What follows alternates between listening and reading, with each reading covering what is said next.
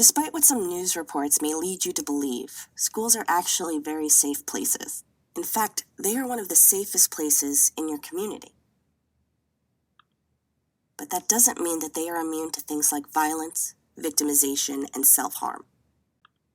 Check out these statistics. When action is taken as soon as warning signs appear, tragedy can be prevented. 74% of people who complete suicide tell someone their plans or give some other indication. When no action is taken to prevent violence, there can be tragic consequences.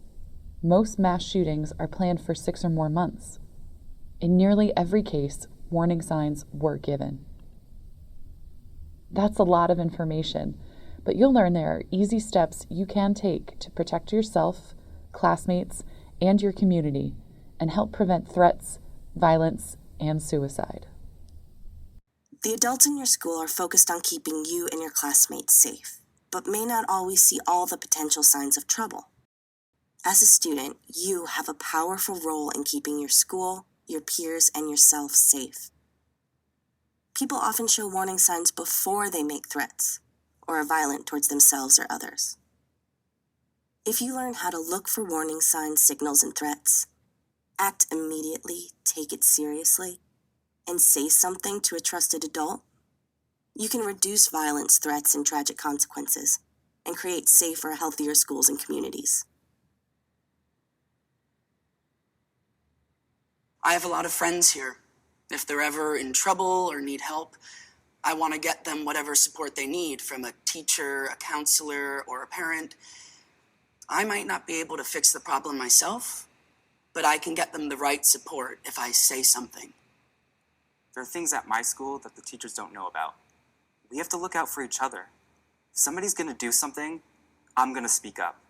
I think we've all had those days where we're like, ugh, I don't want to be here. I'd rather just be home.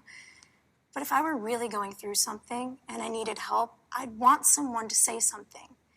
It's not always easy to admit that you need help or to ask for it. And it's not about calling people out or snitching. It's about getting help. And you never know. Sometimes it could really make all the difference. So let's start with our first step and learn how to look for warning signs, signals, and threats.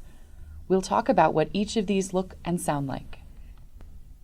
Warning signs are thoughts, feelings, and behaviors that indicate a big change and that a person might need some help. These are all examples of warning signs. It's important to remember that we're looking for significant changes.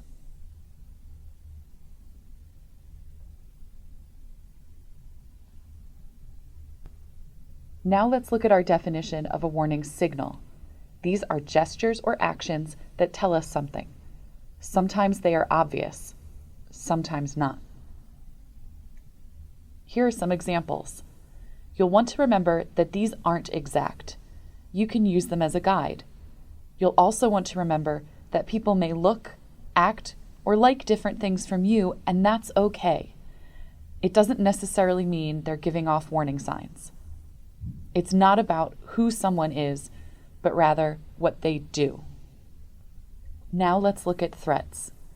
This is when someone says something in person or online and they want to harm someone or themselves. Here are examples of what someone might say or write.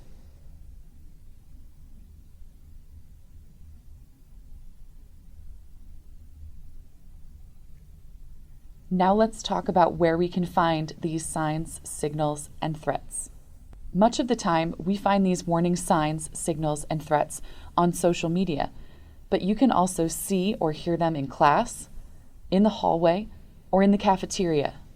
You are in a unique position because you see and hear things adults might not. You might hear someone say something or see a picture on Instagram. Maybe someone posts a video on YouTube or sends a text. Here are some real-life examples of warning signs, signals, and threats that were shared on social media. This is why we're here. When we see things like this, we need to learn to say something. The Safe to Say program isn't just about preventing violence, suicides, and threats. It can also be used to get someone the help they need. Based on the scenario on the left, select the option that best answers the question.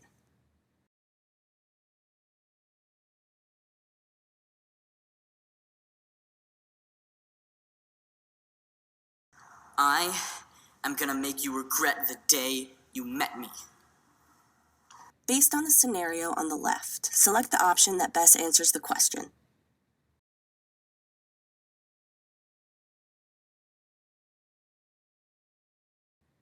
Based on the scenario on the left, select the option that best answers the question.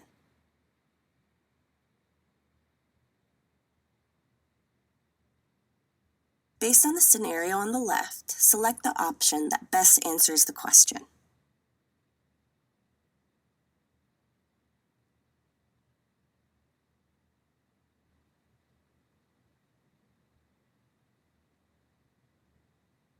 Really, it could be anywhere. My social media, or at school, at the bus stop, or even just hanging out with friends. Anywhere that I interact with my classmates is a place I might see warning signs, so I just try to keep my eyes and ears open wherever I am. The place I've noticed the most actually is in the hallways at school and during lunchtime. I think people let loose a little and say things they wouldn't usually say in front of teachers. And it could just be that they're having a bad day. But what if it's more than that? I just watch out for anything that doesn't sound right. I feel like a lot of people use social media to signal that they may need help. And they might not even know that's what they're doing. Sometimes the posts just don't seem right. But if you're paying attention, you realize it's a warning sign. Personally, I found them in my classes. Since I see the same people there every day, I notice if something changes or if their mood seems really different. And I hear people talking to each other before class starts.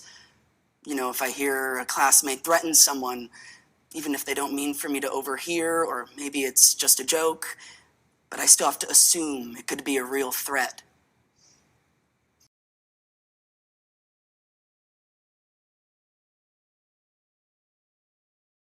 You never know what someone is going through, whether it's struggling with problems at home or difficulty with schoolwork or something else. By knowing how to recognize possible warning signs, signals, and threats, you could help a friend or classmate receive the support they need and possibly prevent a tragedy for themselves or others.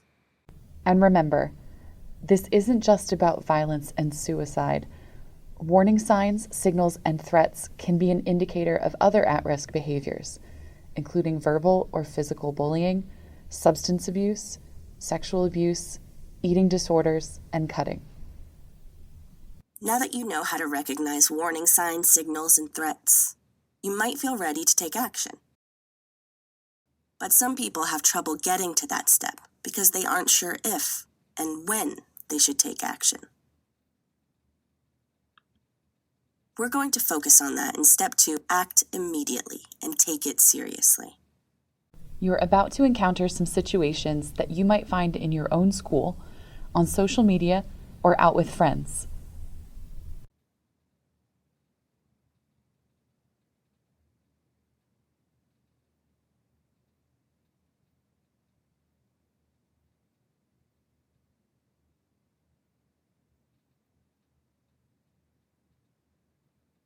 How would you react?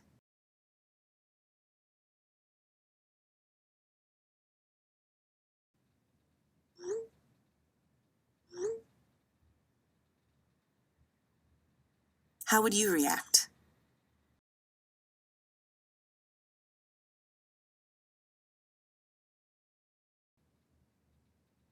How would you react?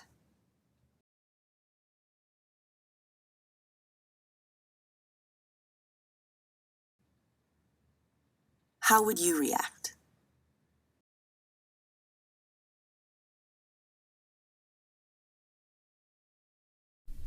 Sometimes people don't act immediately and take warning signs, signals, or threats seriously because of barriers they see. I didn't want to snitch on anyone. Snitching is when you're purposely trying to get someone in trouble for your own gain. When you say something, you're getting someone help for their own or someone else's safety. I didn't think someone my age would really hurt anyone. Sadly, people of all ages have been victims and perpetrators of violence and self-harm. Nobody is too young or too old. I figured if she was really serious, she never would have told anybody. Although it may seem strange that someone would announce plans of violence before it happens, this is usually the case. Often, people want help but don't understand they need it or don't know how to get it.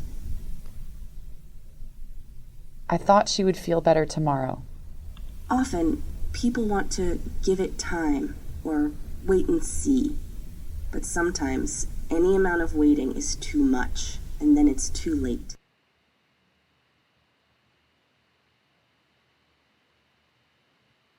I know I'm not trying to snitch or get anyone in trouble. I'm just looking out for myself, my classmates, and my friends. I have a lot more to lose by not acting immediately and not taking it serious. I wouldn't want that weighing on me, knowing that I could have done something but didn't act.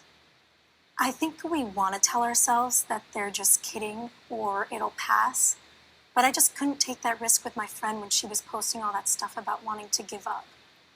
When someone's gonna hurt themselves or someone else, they usually talk to someone about it first. I'm just so glad that I took her post seriously because she's still here. And I don't know if that'd be true if I had just brushed it off. You hear stories about kids who knew someone was making threats, but just talked to each other about it and didn't say anything to any of the adults in the school. Then something bad happens and all these people admit that they heard the comments, but just dismissed it as that person being dramatic or trying to get attention. I'm not an expert in that kind of thing. I'd rather take it seriously and act right away.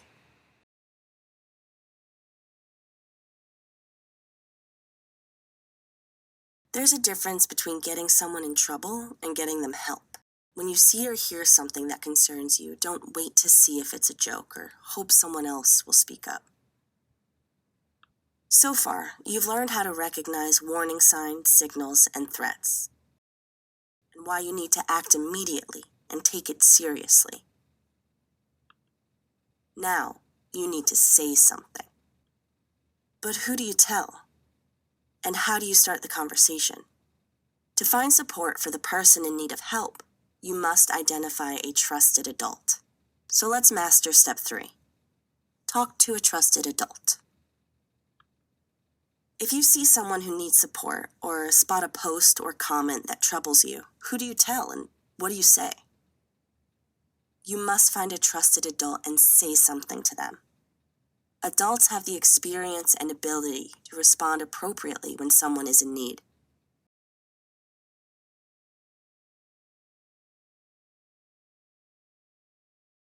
You can find trusted adults throughout your school and community.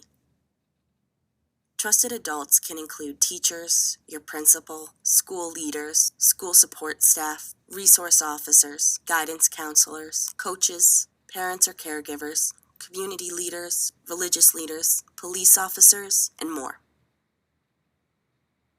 The important thing is to find a trusted adult you feel comfortable talking to and know how to contact them if you need to say something.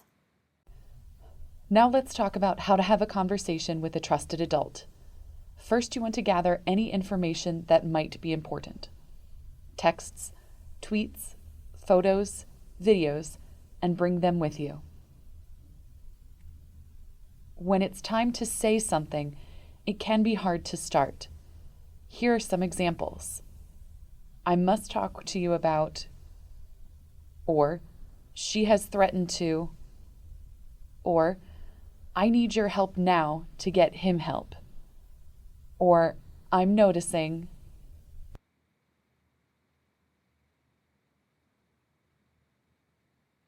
I'm really close with my mom. I tell her everything, and my science teacher, Mr. Williams, is really helpful. When a friend of mine was always getting treated badly by her boyfriend, I talked to him about it. I was kind of nervous about it at first, but it turned out to be really easy, and he helped her get out of that dangerous relationship. Our school staff are really helpful and easy to talk to. All I have to say is, I need to speak to you, and they know what to ask. The important thing is to say something. My coach is great. He's real easy to talk to, and he responds well. My principal, Mrs. Clark, is always open to talking. I went to her once when I noticed some posts by a classmate that were concerning. I just brought in screenshots of the posts to her and shared the students' information. It wasn't intimidating or difficult at all. It's important to know that you can talk to the trusted adults in your life, especially regarding the potential warning signs, signals, or threats you observe. When you would prefer to submit a report without revealing your identity, you can also use the anonymous reporting system to submit a tip. Safe to Say Something works in 3 easy steps. Step 1, you report the anonymous tip. Step 2, your tip is then reviewed by a crisis center who may then contact you anonymously with more questions. Step 3, once the crisis center has enough information, the tip is sent to the school and local authorities to act upon. You can submit your tip using the mobile app. If you don't have a cell phone, you can call the 24/7 hotline to the crisis center at 844-SAFE2SAY. That's 844-723-2729. Or you can use the Safe to Say website at safe2saypa.org. Now you know how to recognize warning signs, signals, and threats. Act immediately and take it seriously. And say something to a trusted adult. But why should you do this? And how do you help others do the same? Remember, you are the eyes and ears of your school and community. You see and hear things that adults and others around you may not. That gives you the unique ability to get help for someone who needs it. You have the power to protect yourself, your classmates, and your community, and help prevent violence, suicides, and threats. We're always stronger when we look after each other and stand together. What if everyone said something when they spotted warning signs or heard a threat? You can help create a culture where stepping up and saying something is the norm. By reminding your friends that if they see something that worries them, it's always best to take action.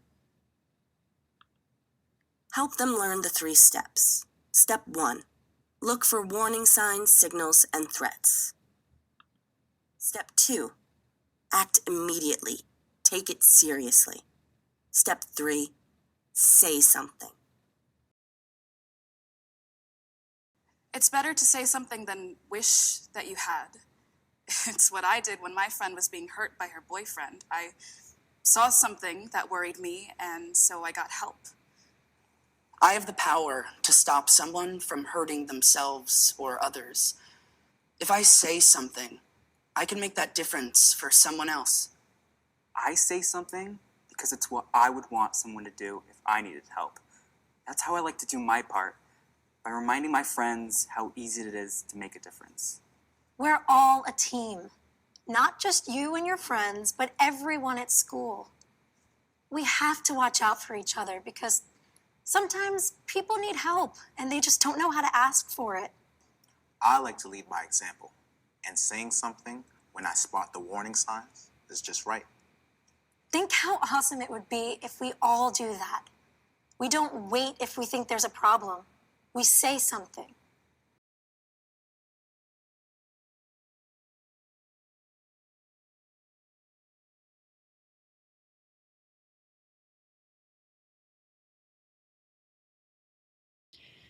You see some posts on your social media news feed from a classmate who is bragging about having access to weapons and promoting violent imagery.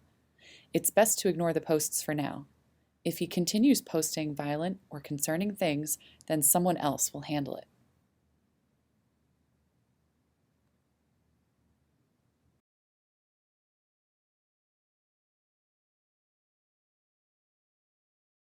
A classmate offers to give away some of her most prized possessions, including her grandmother's necklace. She is not moving or trying to sell the items. She only says that she won't be needing them any longer.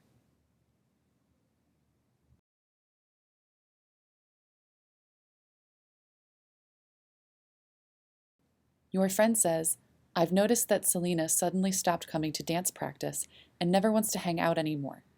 Now all she posts about is getting messed up with her older boyfriend. She seems angry all the time." Should you talk to an adult about Selena's behavior?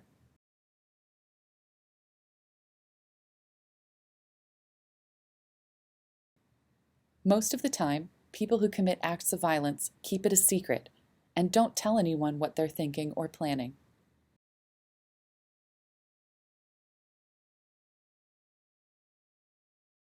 What are some examples of the people you could say something to when you notice warning signs, signals, and threats? Option 1, your teacher or guidance counselor. Option 2, your soccer coach or school resource officer. Option 3, your younger sibling or classmate.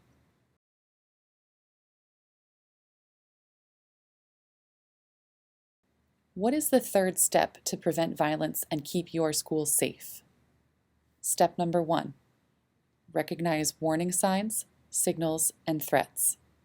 Step 2, act immediately, take it seriously. What is step 3? Option 1, say something to a trusted adult.